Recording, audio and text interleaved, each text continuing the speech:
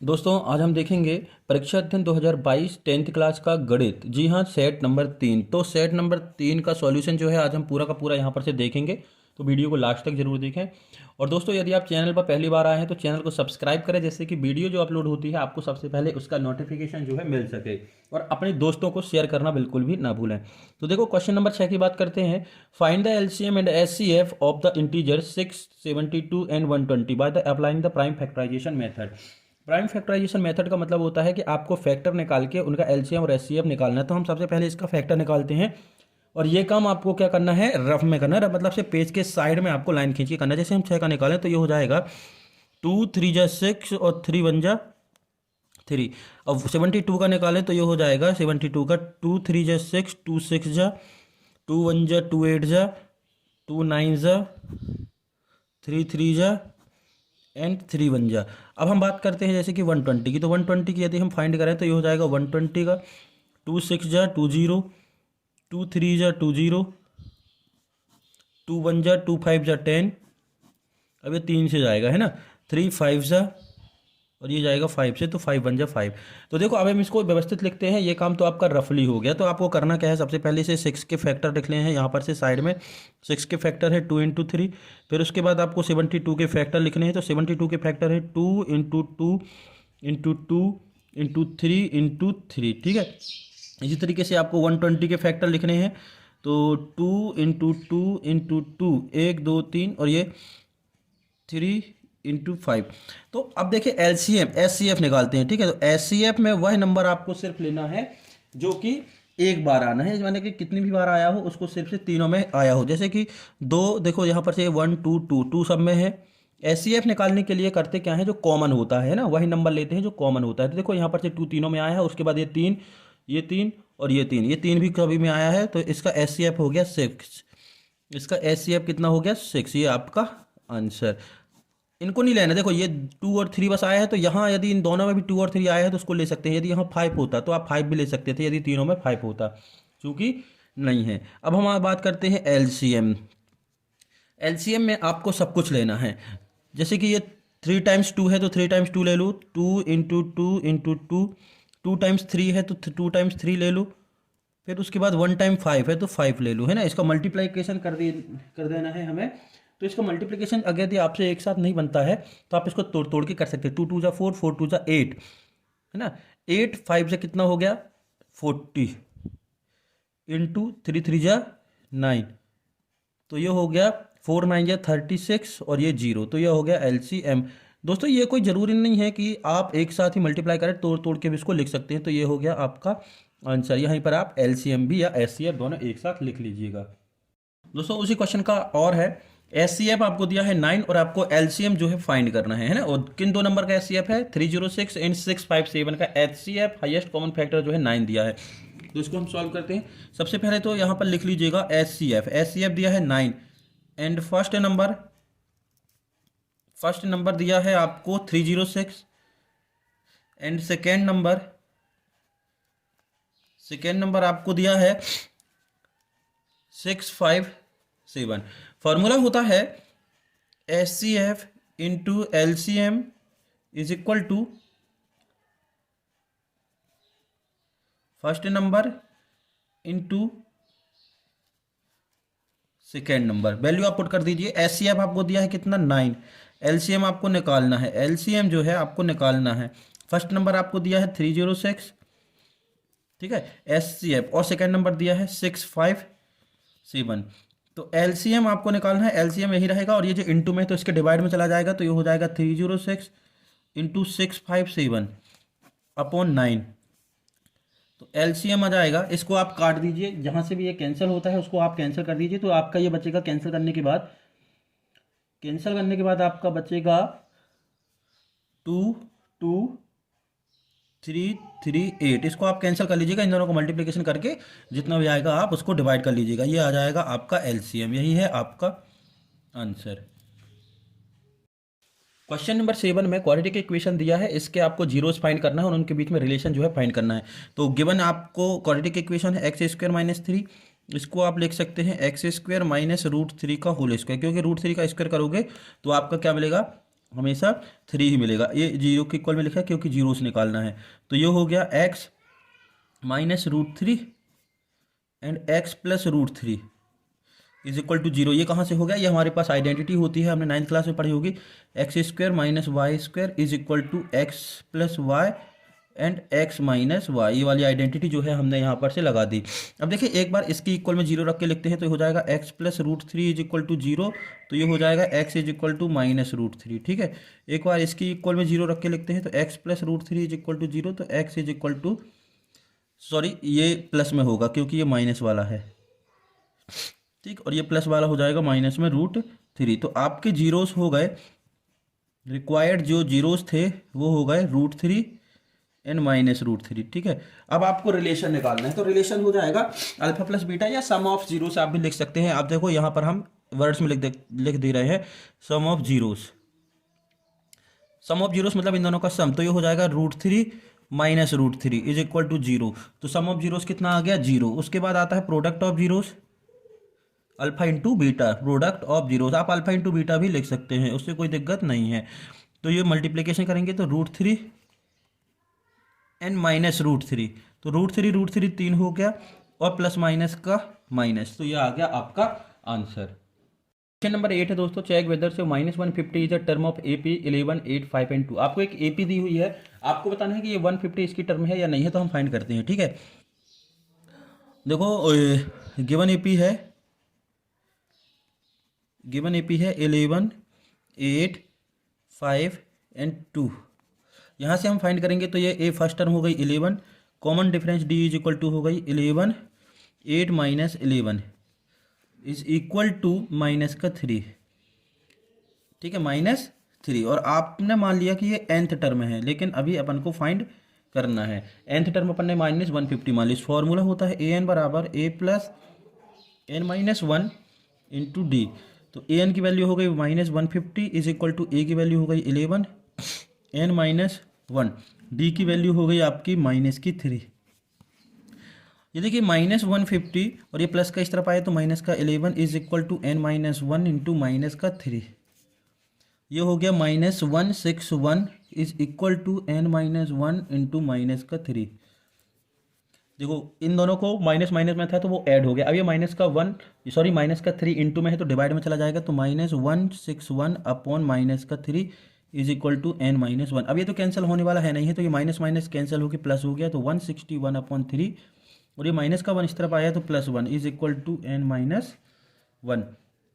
तो 161 एलसीएम आया 3 और ये हो गया 3 is equal to n, sorry यहाँ पर से 1 नहीं है, अब ये सब खत्म हो गया क्योंकि ये माइनस का 1 इस तरफ चला गया था। ठीक, केवल n बस बचा है। तो ये हो गया 164 upon 3 is equal to n। तो nth टर्म आ गई 164 अपॉन 3। कितनी आ गई? 164 अपॉन 3। अब देखो इस चीज़ में थोड़ा सा ध्यान दीजिएगा कि 164 अपॉन 3 जो है पूरा पूरा डिवाइड नहीं होता है। अतः ये जो देख रहा है ना -150, ये इस AP की टर्म नहीं होगी क्योंकि जो होता है पॉजिटिव इंटीजर होता है और सिर्फ होल पॉजिटिव इंटीजर्स होता है ना। क्योंकि देखो यदि कोई सीरीज है तो उसकी टर्म कैसी होंगी? पहली term, second term, third term, fourth term, 5 term, इस तरीके से। ऐसी तो नहीं होगी कि 2.5 टर्म है ना, या 3.5 टर्म, या इस तरीके से कोई टर्म नहीं होगी। तो ये इस तरीके से बनेगा, यदि आप इसको सॉल्व करेंगे तो इस तरीके से बनेगा। अतः ये जो है इस AP की टर्म नहीं है।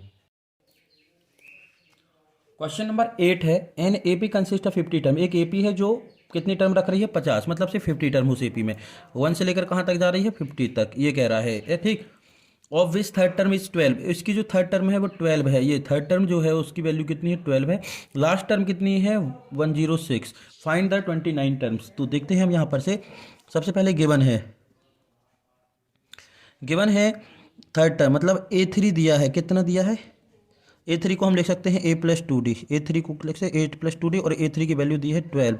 ये हो गया इक्वेशन नंबर फर्स्ट। उसके बाद एक चीज़ यहाँ पर से ध्यान देने वाली है दोस्तों, लास्ट टर्म 106 और लास्ट टर्म क्या होगी? 50। लास्ट टर्म क्या होगी? 50। लास्ट टर्म 50 क्यों होगी? क्योंकि इस AP में 50 टर्म है। मान लो कि एक लाइन से कोई बच्चे स्टूडेंट खड़े हैं, 1 से लेकर 10 तक खड़े हैं, तो लास्टवा स्टूडेंट कौन सा होगा? 10वां स्टूडेंट जो होगा वो लास्टवा होगा ना। तो एक AP में 50 टर्म है तो लास्ट टर्म क्या होगी? 50। तो लास्ट टर्म की वैल्यू दी हुई है, मतलब से A50 की वैल्यू दी है और A50 को लिख सकते हैं A प्लस 49t कितना दिया है 106। ये हो गया इक्वेशन नंबर सेकेंड।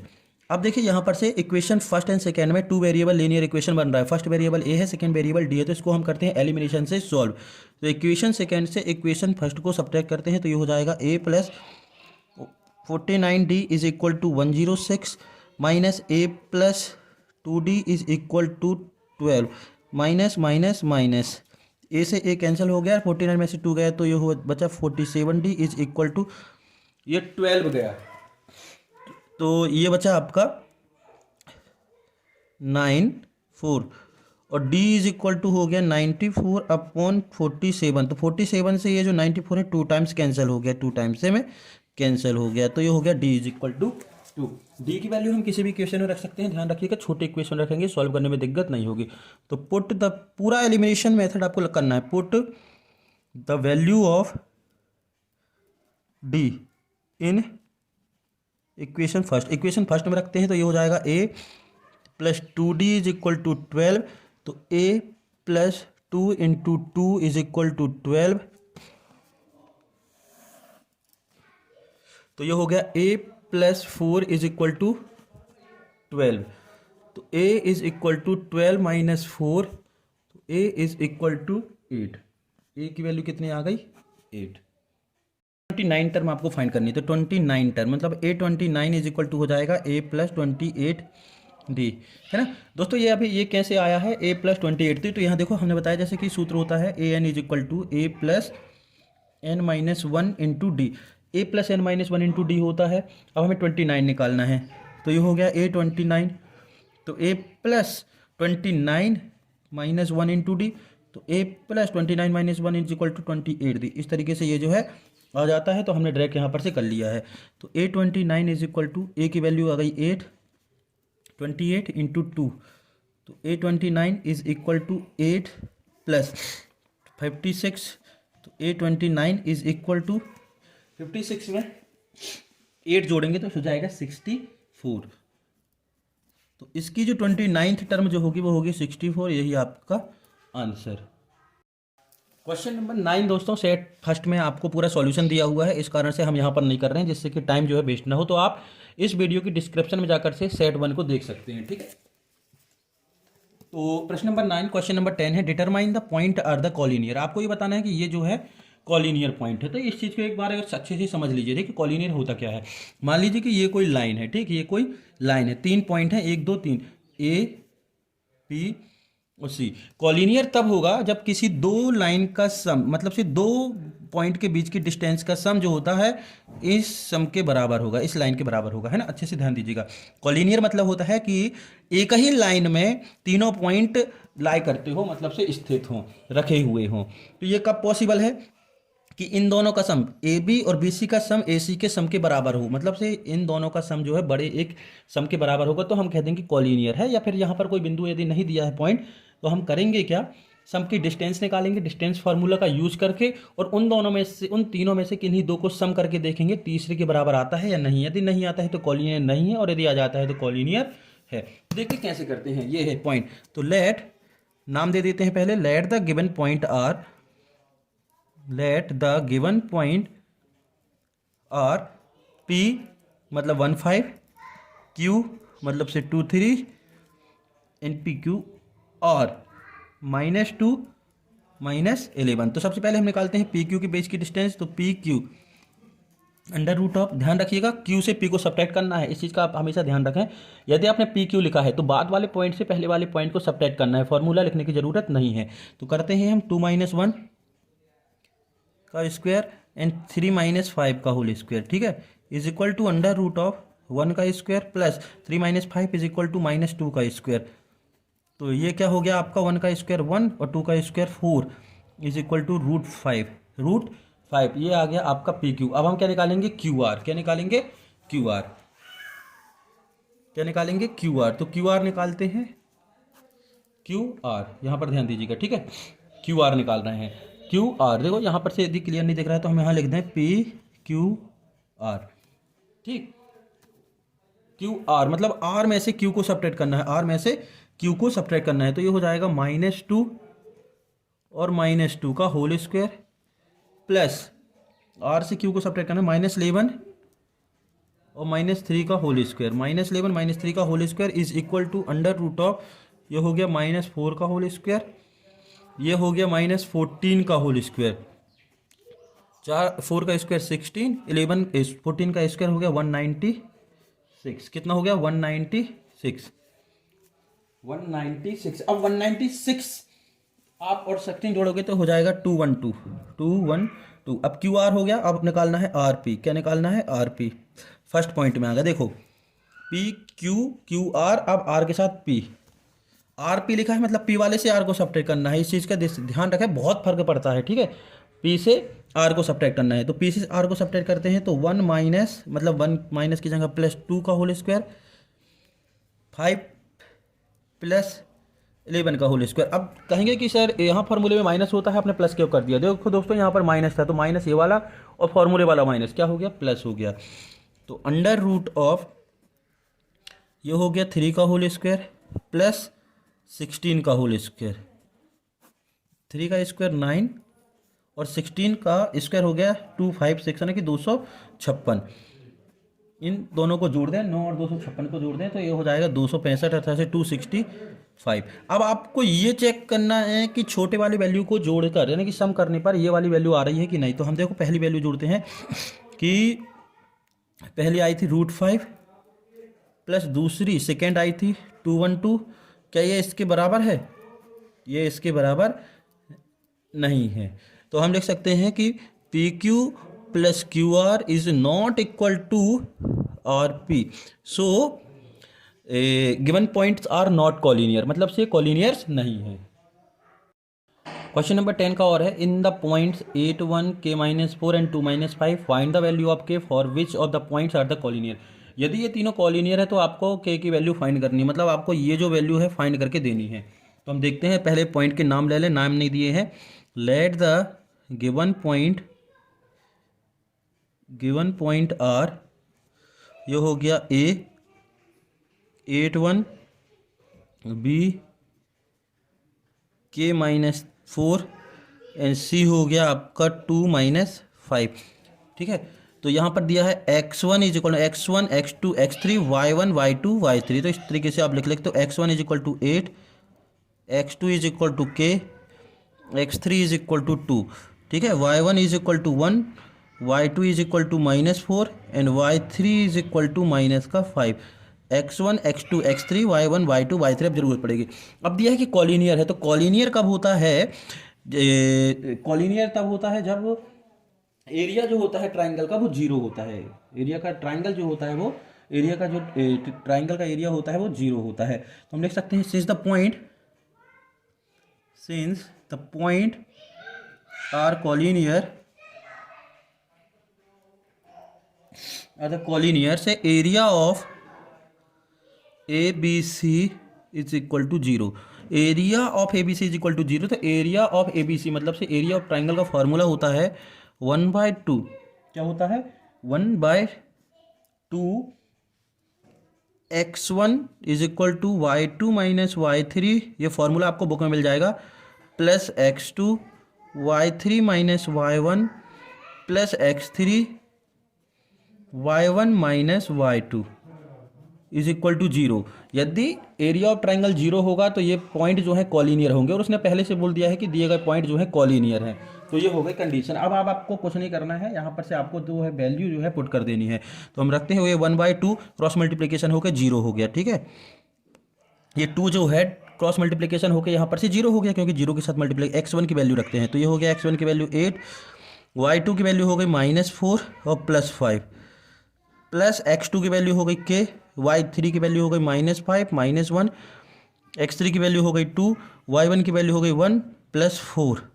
ये प्लस क्यों हो रहा है 4, इस चीज़ का ध्यान रखिएगा। देखो y1 माइनस y2, तो माइनस का ये और y2 की वैल्यू माइनस में, तो माइनस माइनस हमने 4 डायरेक्ट कर दिया है, ठीक, इज इक्वल टू 0। तो ये हो गया 8 इंटू माइनस का 1 नहीं है, प्लस का 1 है, क्योंकि -1 + 4 K is equal to -6 + 2 into 5 is equal to 0। अब देखो 8 1 जा 8 और ये हो गया -6k और ये हो गया आपका 10 इज इक्वल टू 0। तो माइनस का 6 इस तरफ गया तो हो गया प्लस का 6 के, और ये हो गया आपका 18, 10 और 8 18। तो ये हो गया 18/6 इज इक्वल टू के। भाई ये इंटू में था तो डिवाइड में चला गया, इंटू में था तो डिवाइड में चला गया, और ये 6 6 से कट गया, 6 3 जा 18। तो ये हो गया के इज इक्वल टू 3, के इज इक्वल टू 3। तो आंसर आ गया आपका के इज इक्वल टू 3। आपको के की वैल्यू फाइंड करने के लिए बोला था। क्वेश्चन नंबर 11 है, find the ratio in which line segment joining the point A and B divided by point.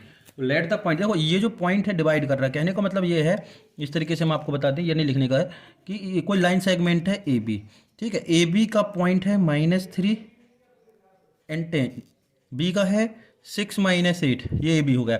इसको कोई पॉइंट पी जो है इंटरसेक्ट या डिवाइड कर रहा है, और उस पॉइंट के कोऑर्डिनेट है -1 and 6।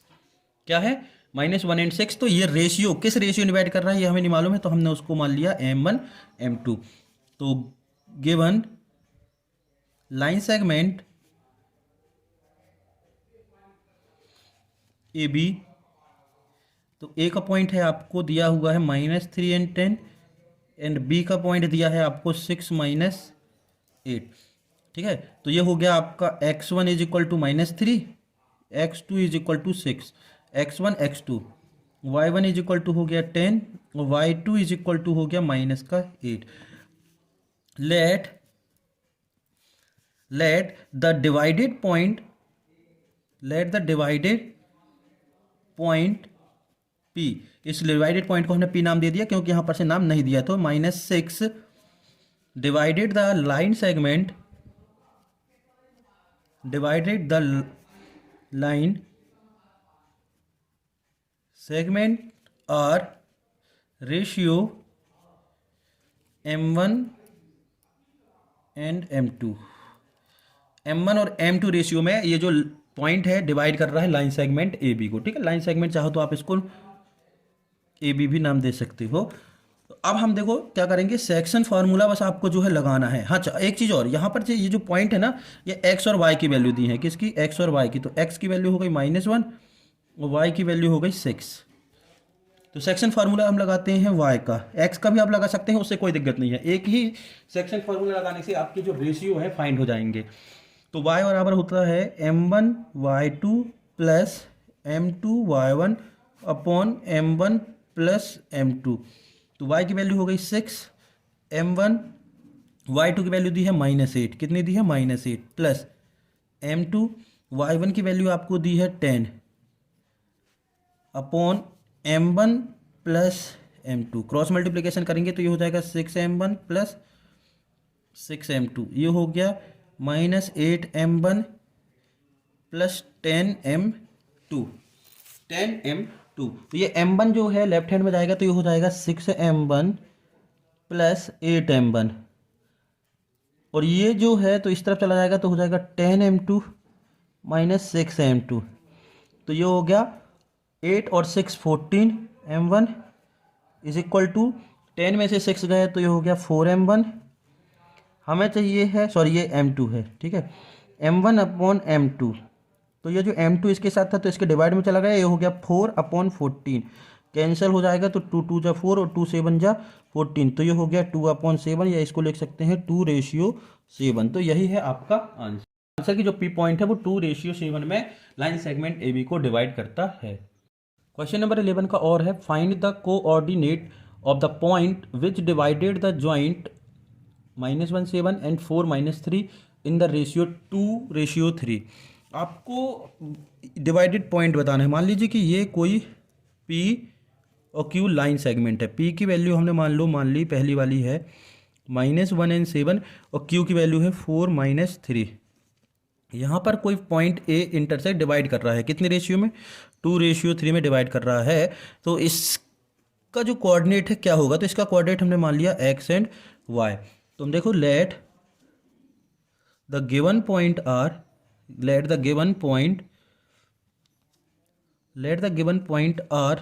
P -1 and 7 and Q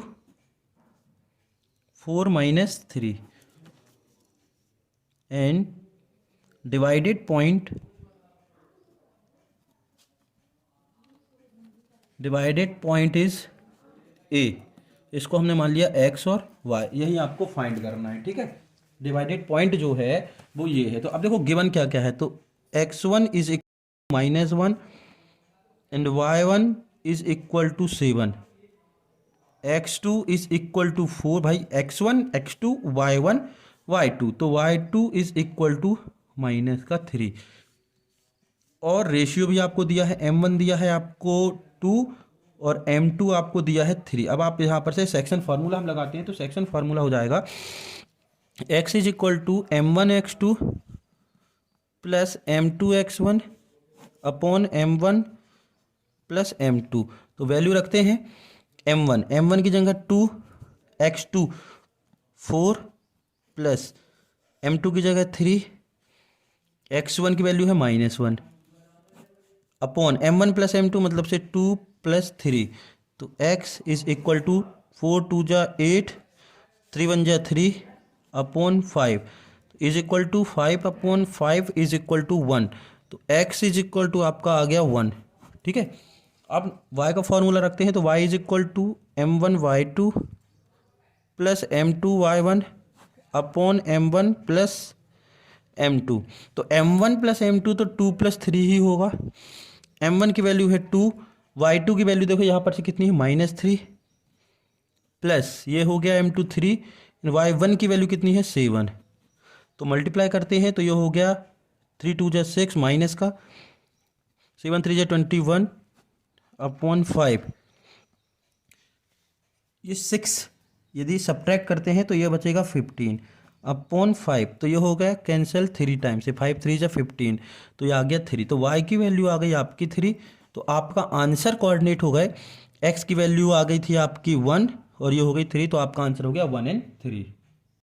question number 12 है, if A B C are the interior angle of a triangle, मतलब ये जो ए बी सी दिख रहा है किसी ट्राइंगल के इंटीरियर एंगल है, देन सो दैट, आपको ये प्रूव करना है। तो सबसे पहले तो हम जानते हैं कि वी नो दैट कि sum of all interior angle are triangle is equal to 180, तो A plus B plus C is equal to 180, ये तो आप जानते हैं कि यदि कोई ट्राइंगल है और यहाँ कोई एंगल है तो इनका जो सम होगा अंदर के एंगल का वो 180 होगा। अब हमें चाहिए क्या है, बी प्लस सी अपॉन 2, तो हम करेंगे क्या, यहाँ पर से इस पूरे को 2 से डिवाइड कर देंगे, तो ये हो जाएगा a/2 plus b/2 plus c/2 is equal to 180/2, तो यहाँ पर चाहो तो रीजन लिख सकते हैं डिवाइडेड बाय 2, इसको एक साथ लिखते हैं, इन दोनों को एडिशन ऑफ रेशनल नंबर से करेंगे तो ये हो जाएगा इन दोनों को नहीं, इन दोनों को b प्लस सी चाहिए ना हमें, जो चाहिए है उसी का करेंगे, तो ये तो a/2 ही रहेगा, प्लस ये हो जाएगा b प्लस सी अपॉन 2 और ये हो गया 90, ठीक है।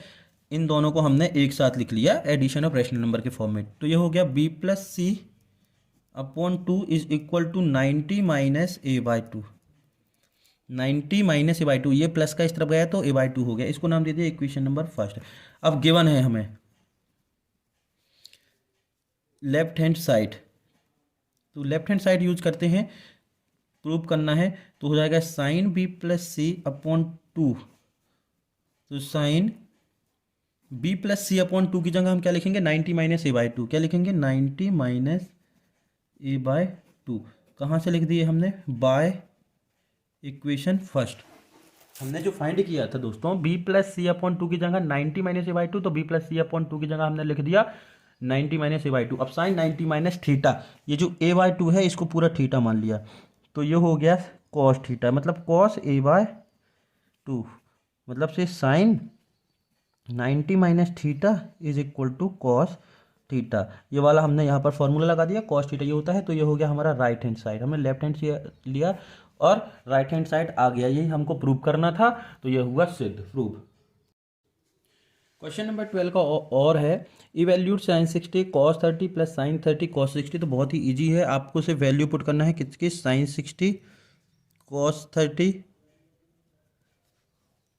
प्लस साइन 30 कॉस 60, तो आप टेबल निकाल लीजिएगा और टेबल से देखकर से वैल्यू यहाँ पर से जो है पुट कर देना, तो साइन 60 इज इक्वल टू होता है √3/2 into cos 30 is equal to भी होता है √3/2 प्लस साइन 30 होता है 1/2 और कॉस 60 भी होता है 1/2।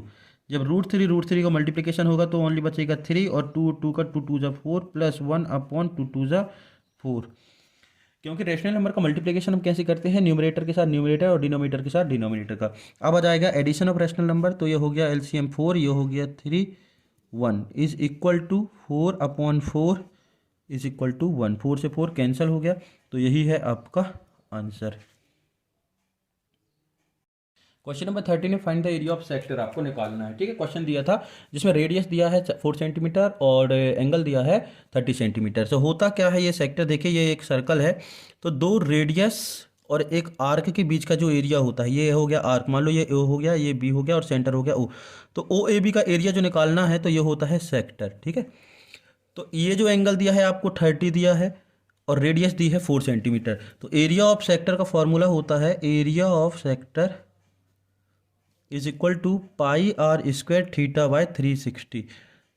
पाई का मान 22/7 होता है, लेकिन यदि क्वेश्चन में 3.14 लिखकर आता है स्पेशली कि पाई की वैल्यू ये पुट करनी है, तो आपको वही वैल्यू जो है पुट करनी है, नहीं तो आंसर नहीं आएगा। तो यहाँ क्वेश्चन में दिया है 3.14 आपको पुट करना है। उसके बाद 4 सेंटीमीटर यानी कि 4 सेंटीमीटर का स्क्वायर, थीटा की वैल्यू है 30/360 इज इक्वल टू, ये हो गया आपका 314 और ये 100, ये डेसिमल का 1 और डेसिमल के बाद 2 नंबर है तो हमने 2 जीरो लगा दिया। ठीक है, अब उसके बाद यहाँ पर से देखिए ये हो गया आपका 16, 4 का स्क्वायर 16 और ये 0 से 0 कट गया और ये हो गया 3 1 3 3 2 6 सेंटीमीटर स्क्वायर। क्लियर है ना भाई, ये 3 से कट गया ना, 3 1 3 3 2 6 और 3 1 3, इतना तो किसी को दिक्कत नहीं है। अब इसके बाद हम क्या कर देंगे, मल्टीप्लिकेशन। क्या कर देंगे, मल्टीप्लिकेशन, इन सब का मल्टीप्लिकेशन हम कर देंगे।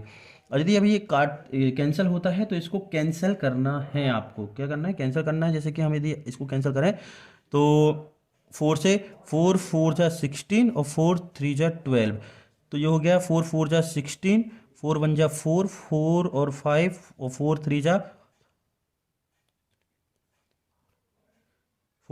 12 अपॉन 100 इंटू 3 सेंटीमीटर स्क्वायर। अब ये जो देखो ये ऑड नंबर है, ये इवन नंबर है, तो पूरा पूरा कैंसिल नहीं होगा, तो ये डेसिमल में आएगा, तो डेसिमल में आप करिएगा तो ये हो जाएगा 4.19 सेंटीमीटर स्क्वायर। अब इसके करेस्पॉन्डिंग में आपको मेजर सेक्टर निकालना, मेजर सेक्टर का एरिया। मेजर सेक्टर होता क्या है वो भी आप देख लीजिए। देखिए अभी किसी भी सर्कल में यदि आप सेक्टर बनाते हैं तो 2 रेडियस और एक आर्क के बीच का जो एरिया होता है वो सेक्टर कहलाता है। अब देखो इसको छोड़कर ये भी तो 2 एरिया एक आर्क है, मतलब ये वाला जो है बड़ा आर्क है, ये ग्रेटर लार्जर आर्क है और ये 2 रेडियस है, तो ये वाला जो एरिया होगा ये वाला, ये भी क्या कहलाएगा, सेक्टर कहलाएगा, क्योंकि ये भी 2 रेडियस और एक आर्क के बीच का है, तो ये मेजर सेक्टर कहलाएगा। अब बात आती है एंगल की, तो टोटल एंगल कितना होता है आपका 360 और ये कितना निकल गया 30, तो कितना बचा 330। तो मेजर एरिया या मेजर सेक्टर का एरिया निकालने के लिए जो माइनर का एंगल होता है उसको सब्ट्रैक्ट कर देते हैं, क्योंकि टोटल एंगल होता है 360। तो अब हम निकालते हैं, ठीक है, for major sector, for major sector, major sector के लिए आर तो वही रहेगा 4 सेंटीमीटर, लेकिन थीटा बदल जाएगा। थीटा कितना हो जाएगा 360 माइनस 30, माइनर का एंगल हम सब्ट्रैक्ट कर देंगे तो ये हो जाएगा 330 डिग्री। तो एरिया हो जाएगा, area of major sector, area of major sector हो जाएगा pi R square theta by 360। तो पाई की वैल्यू तो 3.14 ही रखनी है, आर की वैल्यू भी 4 सेंटीमीटर ही रखनी है, सिर्फ बदलेगा तो वो है एंगल। तो एंगल हो गया 330/360 इज इक्वल टू, ये हो गया 314/100, 4 का स्क्वायर 16, अब ये कैंसिल होता है 1 0 से 1 0, ये 3 1 3 2 तो ये हो गया 11/12 सेंटीमीटर स्क्वायर, ये वाला सेंटीमीटर स्क्वायर यहाँ हमने लास्ट में लिख दिया। ठीक है, अब उसके बाद देखो ये 4 से कैंसिल हो गया, 4 4 16 और 4 3 तो ये हो गया 314/100 इंटू 3 इंटू 44, 11 के साथ 4 को मल्टीप्लाई करेंगे तो 44 सेंटीमीटर स्क्वायर।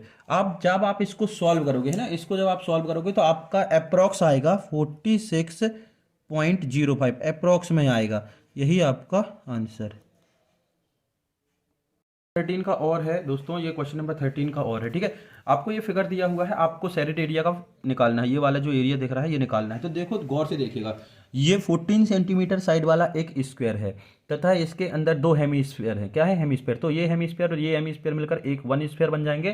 तो हम देखते हैं कि क्या होता है। तो गिवन है, आपको जो जो दिया है वो लिख लें। गिवन है side of square is equal to 14 centimetre, इसको हम ए मान ले तो ये हो गया 14 सेंटीमीटर, तथा रेडियस आपको दी हुई है ये 7 सेंटीमीटर। ये नहीं दी है तो आप निकाल सकते हैं, क्योंकि ये इसका आधा है, सेंटर पॉइंट से है। तो 14 का आधा कितना हो गया आपका? 7 सेंटीमीटर। ये रेडियस कहलाएगी, ये इसका हेमीस्फेयर का मिड पॉइंट है, तो ये 7 सेंटीमीटर। अब आपको निकालना है एट शेडेड एरिया। तो शेडेड एरिया हो जाएगा is equal to A square minus pi R square. A square minus pi R square. Pi R square क्यों? क्योंकि ये देखो, इस पूरे इस एरिया ऑफ स्क्वायर से एरिया ऑफ स्फीयर निकाल देंगे। स्फीयर क्यों बन गया? एक ये हेमीस्फीयर, ये हेमीस्फीयर, स्फीयर बन गया, मतलब से ये आधा सर्कल, ये और आधा सर्कल से पूरा सर्कल बन गया। ठीक है, सर्कल है दोस्तों, ये स्फीयर नहीं है। ठीक है, ये सर्कल है, 2 डायमेंशन है। तो ए स्क्वायर मतलब से 14 सेंटीमीटर का स्क्वायर माइनस पाई 22/7, आर मतलब 7 सेंटीमीटर का स्क्वायर, ये हो गया 196 सेंटीमीटर स्क्वायर माइनस 22/7, और ये हो गया 49 सेंटीमीटर स्क्वायर। 7 से 49 7 टाइम कैंसिल हो गया, तो ये हो गया 196 सेंटीमीटर स्क्वायर माइनस 7 2 जा 14, 7 2 जा 14 और 154 सेंटीमीटर स्क्वायर। 196 से 144 जाएगा तो हो जाएगा 42, यानी कि 42 सेंटीमीटर स्क्वायर। यही होगा आपका आंसर। Question number 16। तो क्वेश्चन नंबर 16 में आपको क्वाड्रेटिक इक्वेशन दिया है, इसको आपको जो है रूट्स निकालने हैं। तो रूट्स हम निकालते हैं फैक्टराइजेशन मेथड से, इसको फैक्टराइज करते हैं। एक्स स्क्वायर, ऐसे दो नंबर, मतलब इसके कोफिशिएंट में 1 है, कुछ नहीं है मतलब 1 है, तो 10 1 जा 10, ऐसे दो नंबर आपको देखना है कि जिसका मल्टीप्लाई करने पर 10 आए और जोड़ने या घटाने पर ऐड या सब्ट्रैक्ट करने पर -3 आए। तो हमें वो नंबर मिल गए हैं। तो वो नंबर है 2x और माइनस का 5x माइनस का 10 इज इक्वल टू 0। देखो 5 2 जा 10 और 5 में से 2 जाएगा तो माइनस का 3 बचेगा। इन दोनों से फर्स्ट टू टर्म से x कॉमन आ रहा है, तो यहाँ हो जाएगा x प्लस 2, क्योंकि यहाँ 2 टाइम x था। इन दोनों से -5 कॉमन आ रहा है, तो ये हो जाएगा x plus 2 is equal to 0। अब फिर से इस पूरे इक्वेशन में देखो, फर्स्ट टर्म में x प्लस 2 है और दूसरे में भी x प्लस 2 है, तो हमने कॉमन निकाल लिया, तो यहाँ बचा x और यहाँ बचा -5। तो ये हो गया x plus 2 is equal to 0, then x is equal to -2। अब इसके इक्वल में 0 रखते हैं, तो x minus 5 is equal to 0, then x is equal to 5। तो आपके जो रूट्स हैं वो आ गए आपके -2 और 5, यही आपके आंसर। और है 2x स्क्वायर के एक्स प्लस 3 इक्वल टू 0, एक क्वाड्रेटिक इक्वेशन है। तो आपको k की वैल्यू फाइंड करनी है यदि उसके दो इक्वल रूट्स होते हैं। ठीक है, तो क्वाड्रेटिक इक्वेशन है 2x square plus k x plus 3 is equal to 0। तो कंपेयर द स्टैंडर्ड फॉर्म, तो a x square plus b x plus C is equal to 0, ये होता है स्टैंडर्ड फॉर्म। इससे आप कंपेयर यदि करते हैं इसको, ठीक है, तो a की वैल्यू आपकी आती है 2, मतलब से coefficient of X square, b की वैल्यू आती है आपकी k, coefficient of x, and c आपको दिया है 3। तो roots the equal roots have 2 equal roots, so d is equal to 0। जब d की वैल्यू 0 के बराबर होगी, इक्वल होगी, तब वो दो बराबर यानी कि इक्वल रूट्स रखेगा। तो d क्या है? डिस्क्रिमिनेंट। तो डिस्क्रिमिनेंट का फॉर्मूला होता है b square minus 4ac is equal to 0। तो b की वैल्यू कितनी है? k, तो k स्क्वायर माइनस 4, a की वैल्यू 2, c की वैल्यू 3 इज इक्वल टू 0। तो ये हो गया k स्क्वायर माइनस 4 2 जा 8 और 8 3 जा 24 इज इक्वल टू 0। तो ये हो गया के स्क्वायर, और ये माइनस का था तो इस तरफ जाएगा राइट हैंड में, तो हो जाएगा प्लस का 24। ये हो गया के, और ये स्क्वायर रूट के सामने आ जाएगा तो रूट लग जाएगा 24। तो के इज इक्वल टू 24 को यदि आप तोड़ते हैं, 24 को आप तोड़ते हैं तो ये बाहर निकल आएगा 2√6 से। तो आपका आंसर हो जाएगा 2√6। क्या हो जाएगा आपका आंसर? के की वैल्यू 2√6 6। अच्छा, ये जो 24 है ये 2√6 कैसे हुआ वो भी आप देख लीजिए। देखो 24 को हम इस तरीके से एलसीएम लेकर फैक्टर निकालते हैं तो हो जाएगा 2 1 जा, 2 2 जा, 2 4 जा, 2 2 जा, नहीं ये देखो 2 6 जा है, ठीक है, 2 6 जा, 2 3 जा और 3 1 जा। तो कितने होगा ये तो दो के पेयर बने, तो दो का पेयर बना तो ये बाहर आ गया, अंदर बचा 3 और 2, तो 3 2 जा 6 हो गया, तो अंदर 6 बचा। इस तरीके से इसको हमने तोड़ लिया है, ये आपका आंसर। क्वेश्चन नंबर 17 है, find the 20 terms from the last terms of AP. मतलब ये जो गिवन एपी है इससे लास्ट से 20 टर्म आपको फाइंड करना है। मतलब कहाँ से? लास्ट से। यहाँ से आपको रिवर्स चलना है और यहाँ से गिनने के बजाय ये फर्स्ट टर्म, इसके पहले सेकेंड टर्म, फिर ये थर्ड टर्म, पीछे जाके आपको गिनने हुए तो 20 टर्म आपको फाइंड करना है। तो 20 टर्म फाइंड करने के लिए हम क्या करेंगे, इसको डिसेंडिंग ऑर्डर में लिख लें। डिसेंडिंग ऑर्डर मतलब से चाहे तो रिवर्स ऑर्डर में, आप इसको रिवर्सिबल ऑर्डर में लिख सकते हैं। तो बाय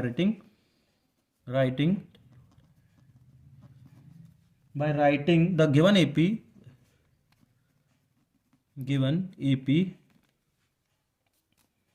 इन रिवर्स ऑर्डर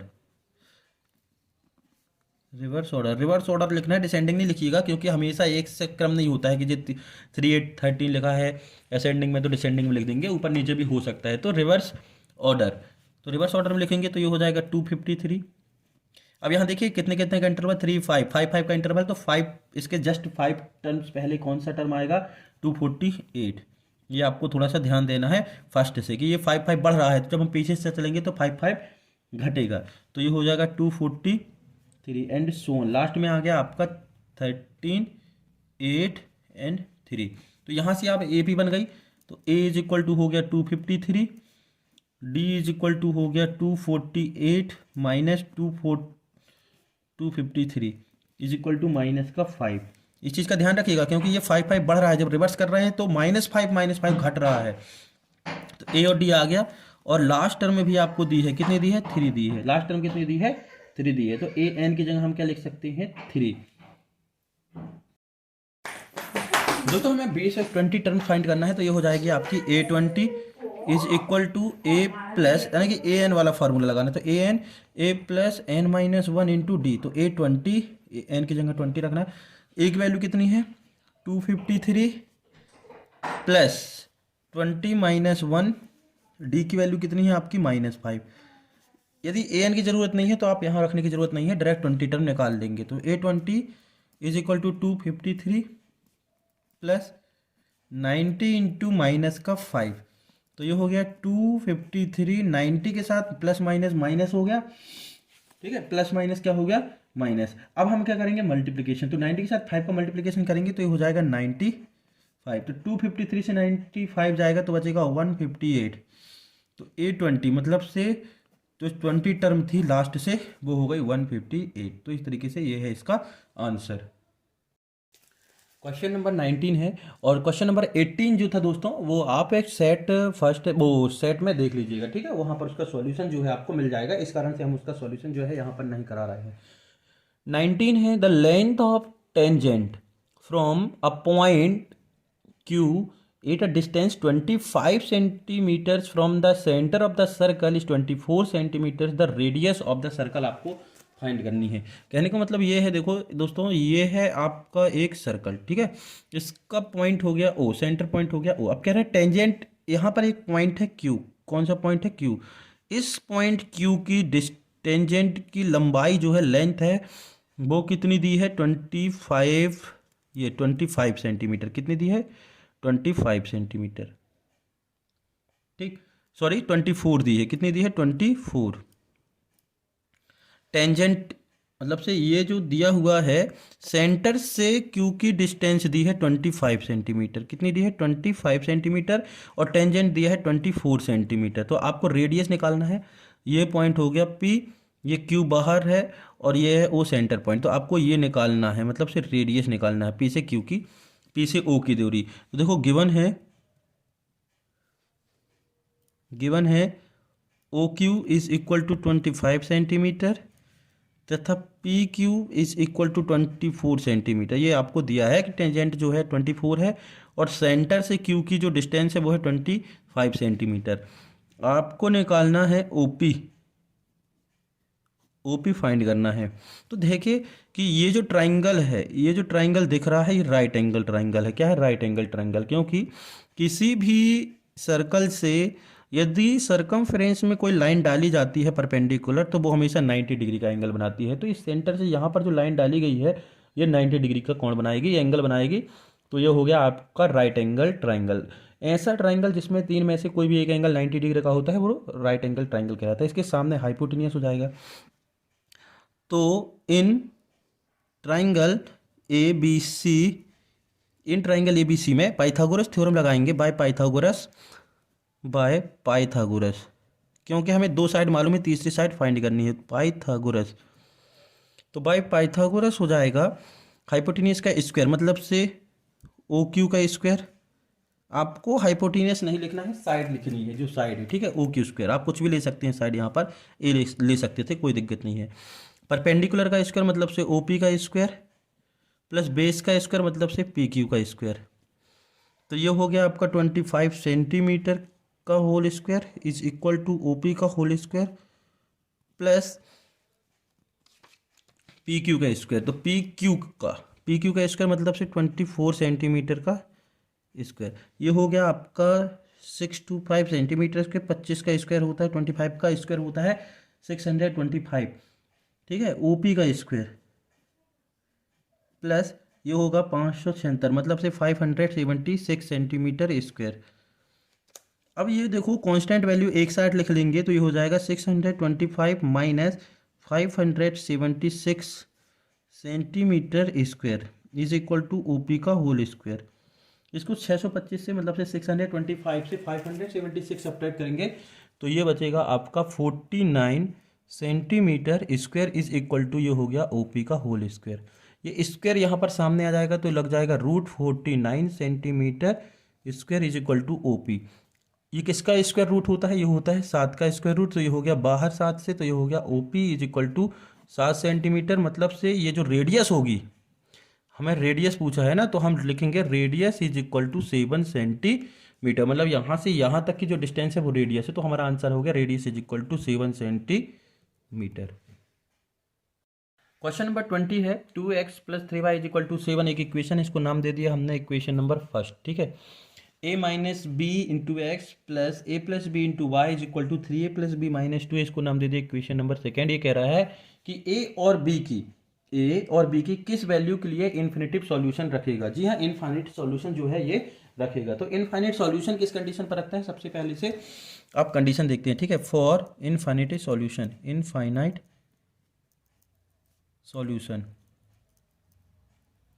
कंडीशन होती है a1 by a2 is equal to b1 by b2 is equal to c1 by c2। ये होती है कंडीशन इनफाइनिटी सॉल्यूशन की। अब जब आप कंपेयर करेंगे, compare the standard form,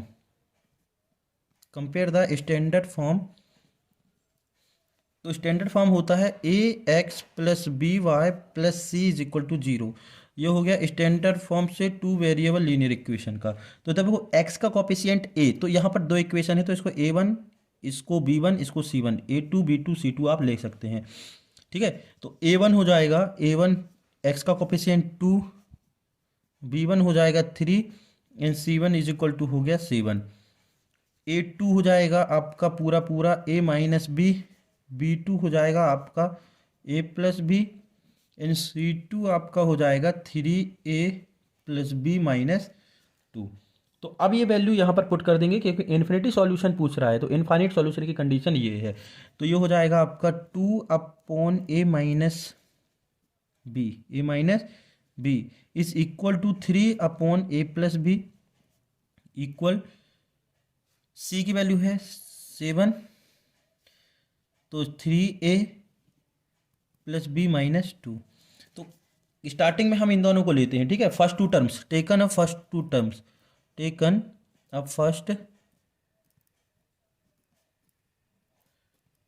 terms. तो ये हो जाएगा 2 upon a minus B is equal to 3 upon a plus B. Cross multiplication करते हैं, तो इन दोनों को क्रॉस मल्टीप्लिकेशन करेंगे तो हो जाएगा 2a प्लस 2b और ये हो जाएगा 3a माइनस 3b, प्लस नहीं है, माइनस 3b। ए वाली टर्म एक साइड और बी वाली टर्म एक साइड करते हैं, ठीक है। ये माइनस का है, इस चीज़ का ध्यान रखें। तो देखो ये 2b और माइनस का 3b इस तरफ आएगा तो हो जाएगा प्लस का 3, और ये हो जाएगा 3a माइनस 2a इस तरफ जाएगा तो 2a।